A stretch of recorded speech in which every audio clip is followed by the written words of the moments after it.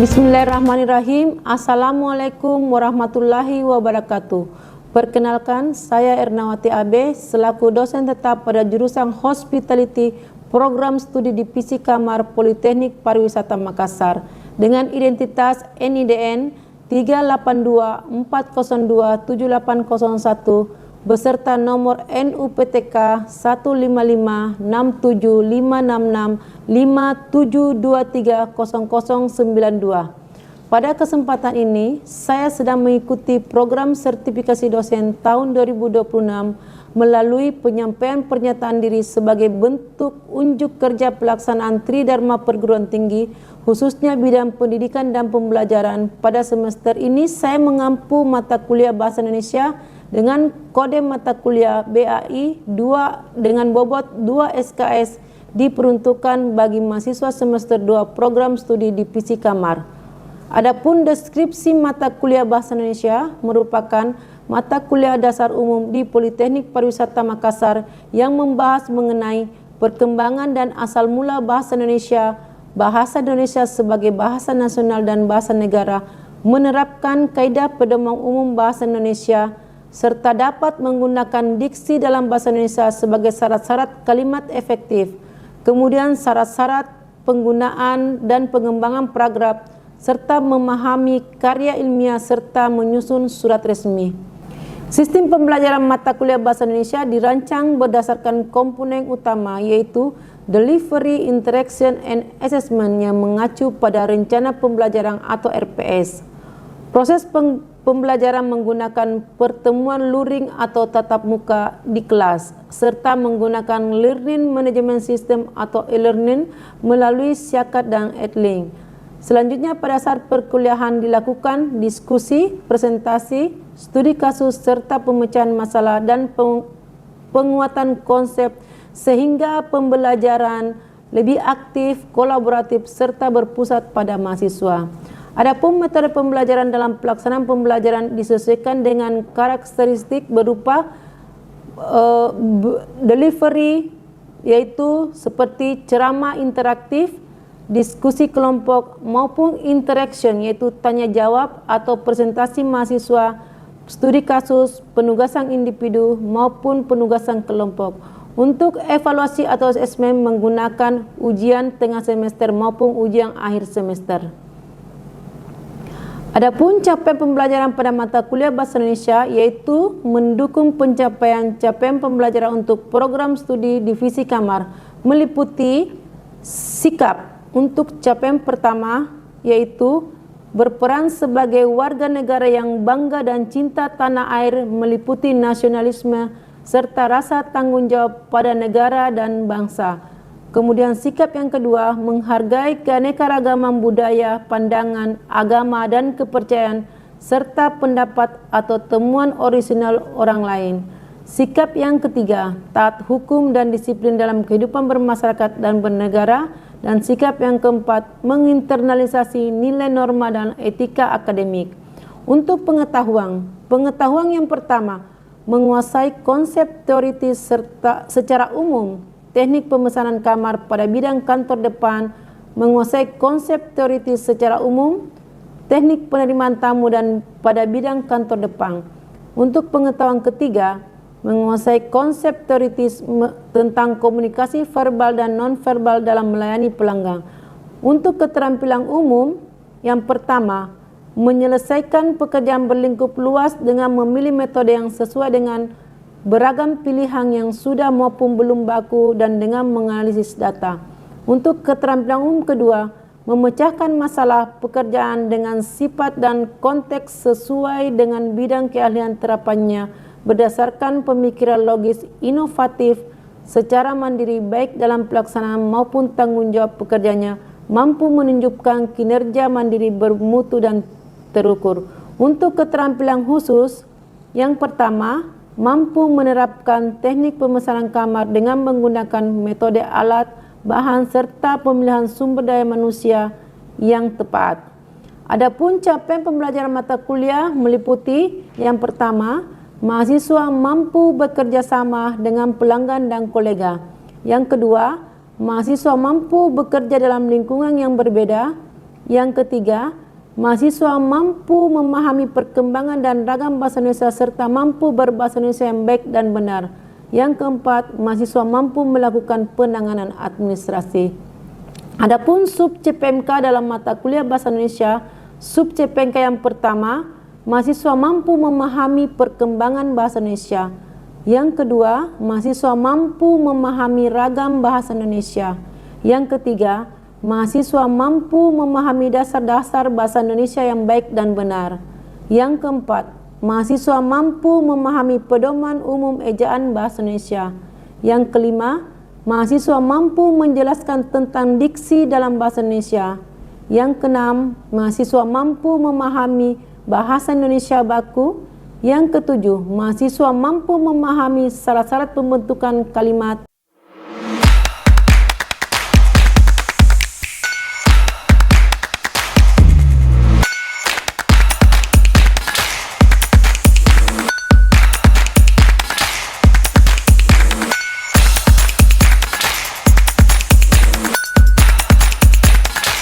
Sembilan, mahasiswa mampu memahami syarat kalimat efektif. 10. Mahasiswa mampu memahami syarat-syarat paragraf penalaran. Ke-11, mahasiswa mampu memahami pengembangan paragraf. 12. Mahasiswa mampu memilih topik. 13. Mahasiswa mampu memilih judul. 14. Mahasiswa mampu memahami karya tulis ilmiah. 15. Mahasiswa mampu memahami surat resmi secara baik dan benar. Adapun referensi yang digunakan dalam mata kuliah bahasa Indonesia yaitu menggunakan buku pedoman bahasa Indonesia untuk perguruan tinggi membangun karakter mahasiswa melalui bahasa.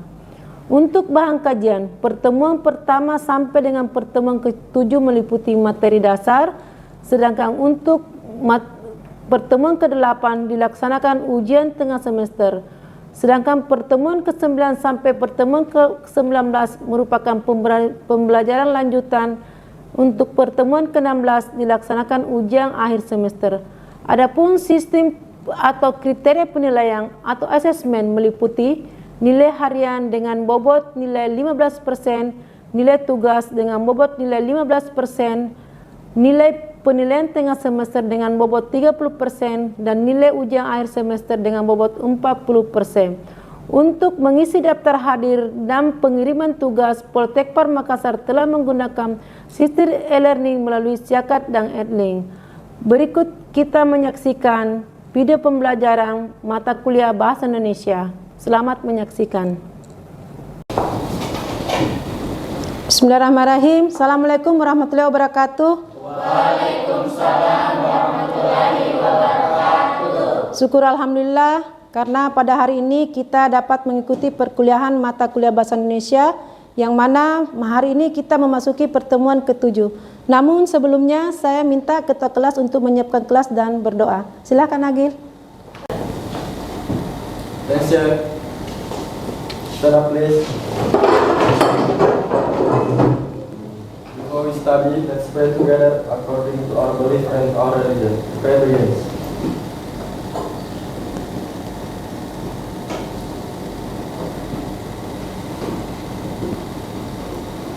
Finish. Greeting to our lecture. Good afternoon, Emma. Good afternoon. Sit down, please. Thank you. Terima kasih Agil. Hari ini merupakan pertemuan yang ke-7. Namun sebelum saya melanjutkan materi, saya ingin menanyakan materi saya sebelumnya yang di pertemuan ke-6 tentang bahasa Indonesia baku. Ada yang bisa menjelaskan? Silakan Iqbal. Terima kasih atas kesempatan yang diberikan. Untuk materi minggu lalu itu tentang kata baku. Kata baku itu adalah kata yang penggunaannya meliputi penulisan, pengungkapan dan penggunaannya yang memenuhi struktur kaidah kebahasaan Indonesia yang tercantum di dalam Kamus Besar Bahasa Indonesia atau biasa disebut KBBI. Terima kasih Bu. Ya, terima kasih Iqbal. Jawaban yang sangat bagus. Baik, sebelum saya melanjutkan pembelajaran pada hari ini, saya absen terlebih dahulu. 1. Muhammad Ikhwan. 2. Muhammad Agil Al-Munawar. 3. Intan Maulia Fatikasari. 4. Ahmad Iqbal. 5. Hasriati. 6. Naswa. Selanjutnya saya akan melanjutkan pembelajaran kita pada hari ini. Adapun materi yang akan saya jelaskan pada hari ini yaitu penerapan kalimat efektif di industri perhotelan. Adapun tujuan pembelajaran pada hari ini meliputi yang pertama memahami konsep, kedua mengidentifikasi, dan yang ketiga menerapkan. Konsep apa yang harus dipahami? Yang pertama menjelaskan pengertian dan ciri-ciri kalimat efektif. Kemudian mengidentifikasi, membedakan kalimat efektif dan tidak efektif dalam pelayanan khususnya di industri perhotelan. Kemudian menerapkan, menyusun kalimat efektif pada situasi kerja perhotelan secara nyata. Nah, sebelumnya saya akan menjelaskan apa itu pengertian kalimat efektif. Kalimat efektif ialah kalimat yang mampu menyampaikan gagasan informasi secara jelas, tepat, dan mudah dipahami oleh pembaca tanpa menimbulkan salah tafsir. Menurut Putrayasa mengungkapkan bahwa kalimat efektif adalah suatu kalimat yang dapat mengungkapkan gagasan informasi dan perasaan dengan tepat ditinjau dari segi diksi, struktur, dan gaya bahasa. Apa itu kalimat efektif di dunia industri perhotelan? Apakah penting penggunaan kalimat efektif?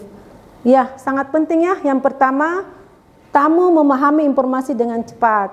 Yang kedua, menghindari kesalahpahaman saat pelayanan di hotel. Ketiga, mencerminkan profesionalisme staf hotel. Adapun yang menjadi ciri-ciri kalimat efektif terbagi atas 4. Yang pertama, kehematan kata. Kehematan kata itu meliputi penggunaan kata yang tidak menggunakan kata-kata yang berlebihan atau mubazir. Contohnya, ini contoh untuk kalimat yang efektif. Siswa membaca buku di perpustakaan. Sedangkan yang tidak efektifnya, para siswa-siswa sedang melakukan kegiatan membaca buku di perpustakaan. Di sini ada kata para dan siswa-siswa ini menjadi kalimat yang berlebihan dan mubazir. Jadi hilangkan saja kata para, cukup menggunakan kata siswa. Kemudian ciri yang kedua, struktur yang tepat. Yang pertama, susunan subjek predikat jelas dan gramatikalnya. Contoh untuk kalimat efektifnya, ibu memasak nasi di dapur. Yang tidak efektifnya ialah di dapur dimasak oleh ibu nasi. Perhatikan untuk efektif kalimat yang pertama. Ibu memasak nasi di dapur itu sudah jelas yang mana subjek di situ. Ibu memasak nasi. Ada yang tahu? Kata ibu. Ibu itu sebagai subjek. Kemudian predikatnya memasak. Jadi di sini sangat jelas yang mana subjek dan predikatnya. Sedangkan yang kalimat tidak efektif ini diawali dengan kata di dapur. Ini merupakan kata tempat. Kemudian di dapur dimasak oleh ibu oleh nasi. Ini kalimatnya sangat tidak efektif. Kemudian ciri yang ketiga, kelogisan. Kelogisan yang mana termasuk kelogisan yaitu makna kalimat masuk akal atau sesuai dengan konteks. Contoh untuk kalimat kelogisan. Andi memakai jas hujan karena hujan deras. Ini logis apa tidak? Logis ya? Ya, karena hujan Andi memakai jas hujan.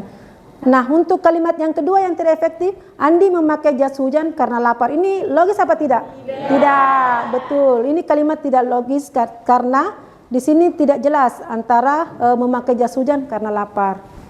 Baik, untuk ciri yang keempat, ada kesatuan. Apa yang dimaksud dengan kesatuan? Setiap kalimat hanya memuat satu ide pokok. Jadi dalam satu kalimat tidak boleh lebih dari satu ide pokok. Ide pokok itu yang mana?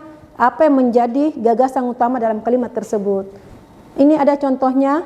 Bangsa Indonesia menginginkan keamanan, kesejahteraan, dan kedamaian. Yang mana ide pokoknya di sini? Bangsa Indonesia. Betul. Ini bangsa Indonesia menginginkan keamanan, kesejahteraan, dan kedamaian. Selanjutnya, di hotel biasa ada situasi-situasi yang mengharuskan kita untuk menangani beberapa persoalan. Contohnya itu menangani komplain. Nah, saya ingin minta ada seorang mahasiswa yang menjelaskan bagaimana sih kalimat efektif ketika menangani komplain di hotel.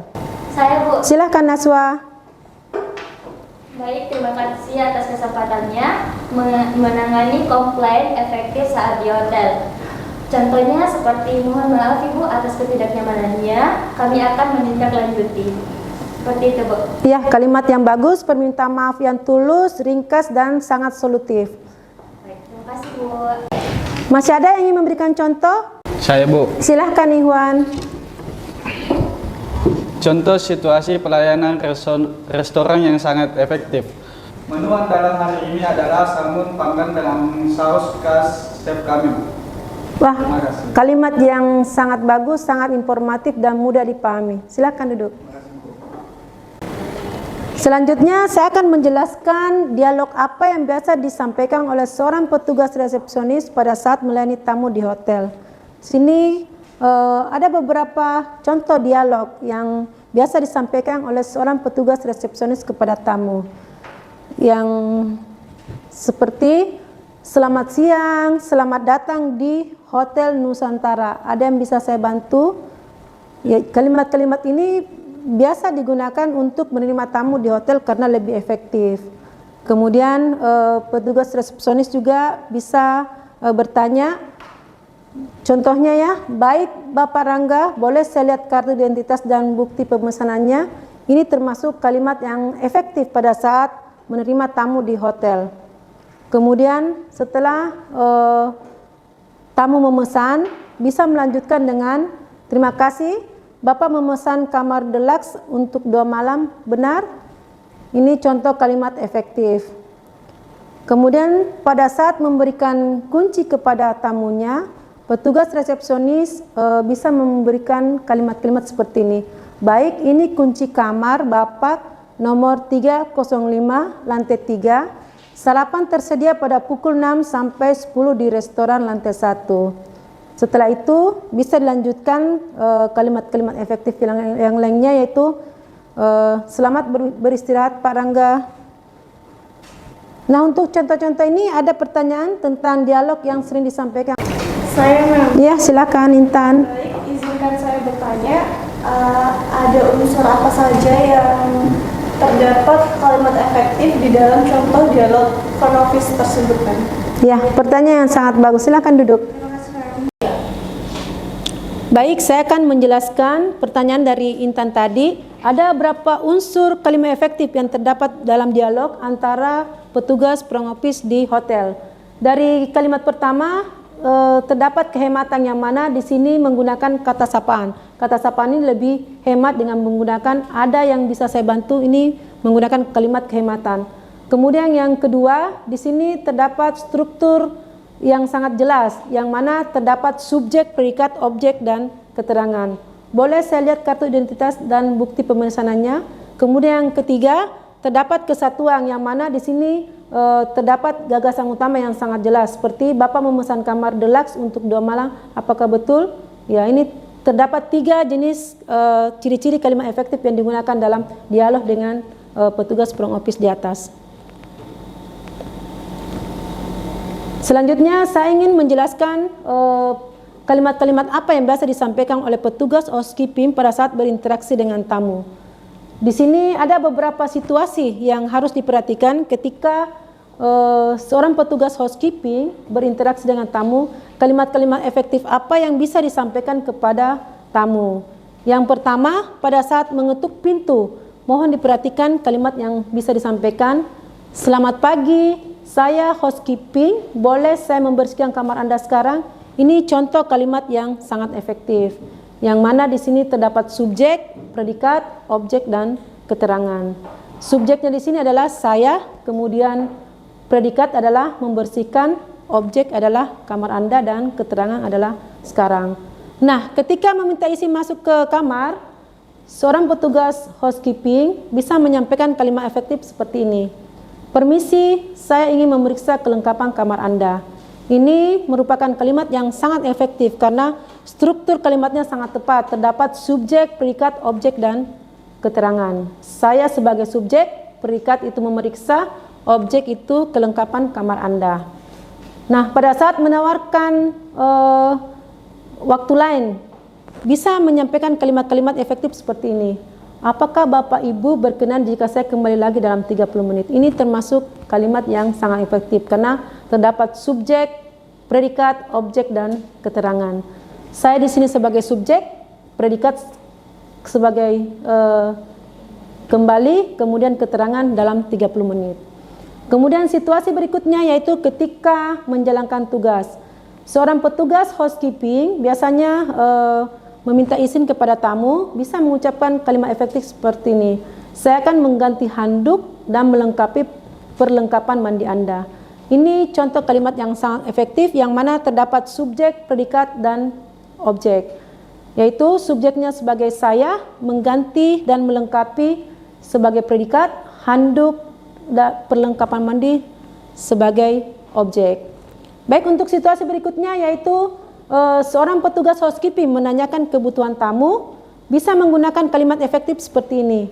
Apakah ada perlengkapan tambahan yang Bapak Ibu butuhkan hari ini? Itu bisa ditanyakan kepada tamu karena kalimat ini sangat efektif yang mana terdapat subjek, predikat, objek, dan keterangan. Yang mana subjeknya di sini itu sebagai kata bapak atau ibu, kemudian predikat butuhkan, objek, perlengkapan tambahan, dan keterangan hari ini. Situasi berikutnya, seorang petugas housekeeping bisa menyampaikan hal seperti ini kepada tamu ketika selesai memberitahu bahwa ia sudah selesai melaksanakan tugas untuk pembersihan kamar. Seperti kalimat seperti ini, kamar Anda sudah saya bersihkan dan rapikan kembali. Ini contoh kalimat yang sangat efektif. Terdapat subjek, predikat, objek, keterangan. Yaitu saya sebagai subjek, predikat, bersihkan dan rapikan itu sebagai predikat, objek kamar Anda, dan keterangan itu kembali. Untuk situasi berikutnya, ketika menutup interaksi antara seorang petugas housekeeping dengan tamu, bisa mengucapkan kalimat efektif seperti ini. Terima kasih atas waktunya, semoga Bapak Ibu nyaman menginap di sini. Ini contoh kalimat yang sangat efektif, yang mana terdapat subjek, predikat, dan keterangan. Bapak Ibu sebagai subjek, predikat, nyaman menginap, dan keterangan itu di sini. Dan yang terakhir untuk situasi seorang petugas housekeeping bisa menawarkan bantuan lain dengan menggunakan kalimat seperti ini. Apakah ada hal lain yang bisa saya bantu selama Anda menginap? Ini bisa ditanyakan kepada tamu pada saat ingin menanyakan apa yang diinginkan kembali oleh tamunya.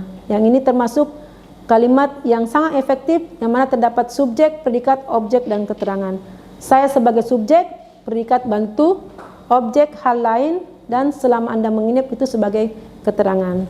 Nah, harus diperhatikan pula catatan penting untuk penggunaan kalimat efektif yang mana dalam kalimat efektif harus memperhatikan struktur subjek, predikat, objek, dan keterangan agar apa yang disampaikan lebih mudah dipahami oleh tamu dan terdengar sangat profesional. Kemudian yang kedua, jangan lupa menggunakan kata sapaan seperti kata bapak, ibu, ini menandakan kejelasan struktur dalam kalimat. Dan terakhir, buatlah kalimat dengan singkat, jelas, dan langsung pada tujuan. Sehingga memperlihatkan ciri kalimat efektif yang mana tidak ambigu, menggunakan hemat kata, dan menggunakan kata yang logis. Selanjutnya saya akan menjelaskan tentang kalimat-kalimat efektif yang biasa petugas laundry sampaikan kepada tamu pada saat mengambil dan mengantar pakaian di kamar. Jadi seorang petugas wajib memberikan kalimat-kalimat yang efektif pada saat memasuki kamar yang akan untuk mengambil pakaian pada hotel. Ini ada beberapa contoh. Jangan lupa awali dengan salam pembuka. Ya, baik, saya akan menjelaskan kalimat efektif yang biasa seorang petugas laundry sampaikan kepada tamu pada saat mengambil maupun mengantar pakaian di kamar. Terlebih dahulu jangan lupa untuk mengetuk pintu kamar sebanyak 3 kali ketukan. Adapun kalimat-kalimatnya bisa disampaikan seperti ini. Selamat pagi Pak, Ibu, saya dari bagian laundry. Saya ingin memeriksa jumlah pakaian yang Bapak Ibu ingin laundry pada hari ini. Kemudian sampaikan juga berapa jumlahnya, 5 potong, betul. Kemudian jangan lupa menyampaikan bahwa pakaian ini akan selesai besok pada pukul 10 supaya lebih jelas lagi. Kemudian adapun contoh-contoh kalimat yang petugas laundry bisa sampaikan kepada tamu pada saat situasi petugas menerima pakaian. Untuk kalimat yang efektif ada beberapa contoh kalimat, yaitu tetap menyapa tamunya, selamat pagi, apakah Bapak Ibu ingin menggunakan layanan laundry. Di kalimat ini sudah terdapat kalimat yang efektif, yaitu terdapat subjek, predikat, objek, dan keterangan. Kemudian untuk situasi yang kedua, pada saat memeriksa pakaian. Pada saat memeriksa pakaian, jangan lupa menggunakan kalimat yang efektif. Izinkan saya memeriksa pakaian Bapak Ibu terlebih dahulu. Yang mana kalimat ini sudah terdapat subjek, predikat, objek, dan keterangan. Kemudian situasi berikutnya harus menjelaskan biaya. Kalimatnya seperti ini. Biaya laundry untuk layanan ini adalah sebagai berikut. Harus menggunakan kalimat yang efektif, yaitu terdapat subjek, predikat, objek, dan keterangan. Kemudian untuk estimasi waktu selesai, mohon menggunakan kalimat yang efektif. Kalimatnya seperti ini. Pakaian Bapak Ibu akan selesai pada waktu yang telah ditentukan. Kalimat ini sangat efektif karena sudah terdapat subjek, predikat, objek, dan keterangan. Kemudian untuk situasi berikutnya, pada saat mengembalikan pakaian, mohon menggunakan kalimat yang efektif. Kalimatnya seperti ini. Ini pakaian Bapak Ibu sudah selesai dan telah kami periksa kembali. Ini kalimat yang sudah sesuai dengan kalimat efektif, yaitu terdapat subjek, predikat, objek, dan keterangan. Kemudian selanjutnya, biasanya setelah mengembalikan pakaian, menawarkan bantuan kembali dengan menggunakan kalimat, apakah ada lagi yang bisa saya bantu terkait layanan laundry. Di sini sudah terdapat kalimat yang sangat efektif, yaitu terdapat subjek, predikat, objek, dan keterangan. Dan jangan lupa pada saat menangani komplain, biasa ada tamu yang komplain tentang laundry yang dia berikan.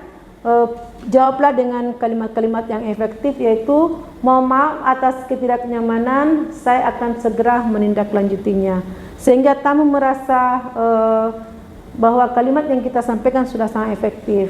Dan terakhir, jangan lupa pada saat menutup percakapan, gunakan kalimat efektif dengan kalimat sebagai berikut.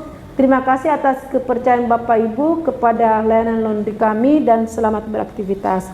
Itulah contoh-contoh kalimat efektif yang biasa petugas laundry sampaikan pada saat mengantar dan mengambil pakaian pada tamu. Baik, untuk selanjutnya, sebelum saya mengakhiri perkuliahan pada hari ini, saya ingin mereview kembali apa yang sudah saya jelaskan. Ada yang ingin menjelaskan apa review perkuliahan kita pada hari ini? Saya, Bu. Silakan, Suci. Terima kasih. Ya. Adapun 4 ciri-ciri kalimat efektif. Yang pertama, penghematan kata. Yang kedua, strukturnya jelas atau strukturnya tepat. Yang ketiga, kelogisan. Dan yang keempat adalah kesatuan. Iya, terima kasih Suci. Silahkan duduk kembali. Demikianlah materi kita pada hari ini. Semoga apa yang saya jelaskan dapat dimanfaatkan dan digunakan di industri perhotelan. Namun sebelumnya saya akan memberikan tugas. Kalian harus menyusun dan mengumpulkan kalimat-kalimat efektif yang sering disampaikan oleh petugas front office, housekeeping maupun laundry, dan tugasnya dikirim melalui siakat atau adlink melalui LMS Poltekpar Makassar. Demikianlah perkuliahan kita hari ini. Semoga bermanfaat buat adik-adik semua. Wabillahi taufik wal hidayah. Wassalamualaikum warahmatullahi wabarakatuh. Waalaikumsalam warahmatullahi wabarakatuh. Demikian yang bisa saya sampaikan tentang pernyataan diri dosen untuk unjuk kerja Tridharma Perguruan Tinggi bidang pengajaran sebagai salah satu persyaratan pengajuan sertifikasi dosen tahun 2026. Terima kasih atas perhatiannya. Wabillahi taufik wal hidayah. Wassalamualaikum warahmatullahi wabarakatuh.